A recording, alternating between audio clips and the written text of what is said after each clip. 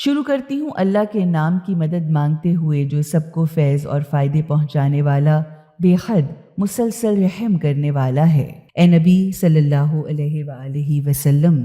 آپ اپنے اوپر اس چیز کو کیوں حرام کیے لیتے ہیں جسے اللہ نے آپ کے لیے حلال قرار دیا ہے؟ آپ اپنی بیویوں کو خوش کرنا چاہتے ہیں۔ اللہ آپ کو اپنی رحمت سے ڈھک لینے والا ہے اور بے حد مسلسل رحم کرنے والا ہے۔ اللہ نے تم لوگوں کے لیے اپنی قسموں سے چھٹکارا حاصل کرنے کا طریقہ مقرر کر دیا ہے، کیونکہ اللہ ہی تمہارا مالک و مختار ہے اور بڑا جاننے والا بھی ہے، اور گہری مصلحتوں کے مطابق دانائی کے ساتھ بالکل ٹھیک ٹھیک کام کرنے والا بھی۔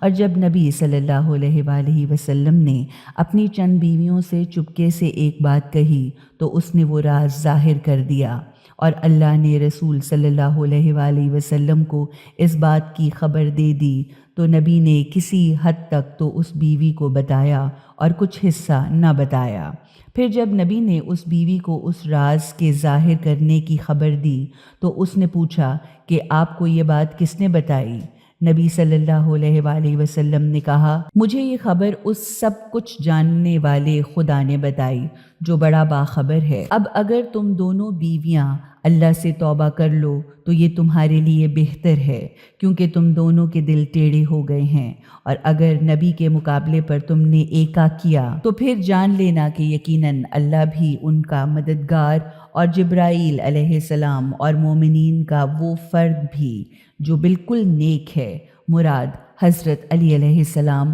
اور اس کے بعد تمام فرشتے بھی ان کے ساتھی یعنی مددگار اور پشت پناہ ہیں۔ بہت ممکن ہے کہ اگر نبی تم سب بیویوں کو طلاق دے دیں تو اللہ انہیں ایسی بیویاں تمہارے بدلے میں عطا فرما دے گا جو تم سے بہتر ہوں، جو سچی مسلمان ہوں، ایماندار ہوں، اطاعت کرنے والیاں ہوں اور توبہ کرنے والیاں یعنی خدا سے رجوع کرنے والیاں ہوں، عبادت گزار ہوں، روزہ دار ہوں، چاہے وہ پہلے شادی شدہ رہی ہوں یا کنواری ہوں۔ اے ایمان لانے والو، بچاؤ اپنے آپ کو اور اپنے گھر والوں کو اس آگ سے جس کا ایندھن انسان اور پتھر ہوں گے، جس پر بڑے سخت گیر، تیز مزاج اور بہت زیادہ سختی کے ساتھ گرفت کرنے والے فرشتے مقرر ہیں، جو کبھی اللہ کے حکم کے خلاف کچھ نہیں کیا کرتے۔ انہیں جو حکم بھی دیا جاتا ہے وہی کرتے ہیں۔ وہ کافروں سے کہیں گے، اے کافر لوگو، آج معذرتیں اور معافیاں مت پیش کرو، تمہیں تو بالکل ویسا ہی بدلہ دیا جا رہا ہے جیسے کام تم کیا کرتے تھے۔ یہ آیت بھی خدا کے عدل کی منہ بولتی دلیل ہے۔ اے اللہ اور اس کے رسول کو دل سے ماننے والے ایمانداروں، اللہ کی بارگاہ میں ایسی سچی اور خالص توبہ کرو جو دکھاوے اور منافقت سے پاک ہو، یعنی خدا کی بارگاہ میں اپنے گناہوں سے خالص اور سچی توبہ کرو۔ دور نہیں کہ اللہ تمہاری برائیوں پر پردہ ڈال دے، یعنی تمہاری برائیاں تم سے دور کر دے اور تمہیں جنت کے ان سرسبز و شاداب گھنے باغوں میں داخل کر دے جن کے نیچے سے نہریں بہہ رہی ہیں۔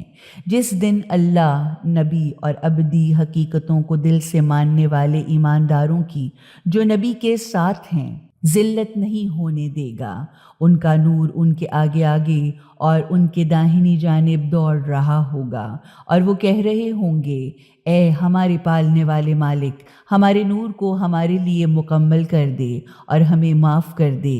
یا ہمیں اپنی رحمت سے ڈھک لے۔ واقعاً تو ہر چیز پر پوری قدرت رکھتا ہے۔ اے نبی، کافروں یعنی حق کے منکروں اور منافقوں سے جہاد کیجیے اور ان کے مقابلے میں سختی سے کام لیجیے۔ ان کا ٹھکانہ جہنم ہے اور یہ بہت ہی برا ٹھکانہ ہے۔ اللہ کافروں کے معاملے میں نوح علیہ السلام اور لوط علیہ السلام کی بیویوں کی مثال پیش کرتا ہے۔ وہ ہمارے دو نیک بندوں کی زوجیت میں تھی، مگر انہوں نے اپنے شوہروں سے غداری کی، یعنی ایمان کے معاملے میں ان کا ساتھ دینے کی بجائے کافروں کا ساتھ دیا، تو وہ دونوں نوح اور لوط اللہ کے مقابلے میں اپنی بیویوں کو اللہ کی سزا سے بالکل بھی نہ بچا سکے، یعنی وہ دونوں نوح علیہ السلام اور لوط علیہ السلام اللہ کے مقابلے میں اپنی بیویوں کے کچھ بھی کام نہ آ سکے۔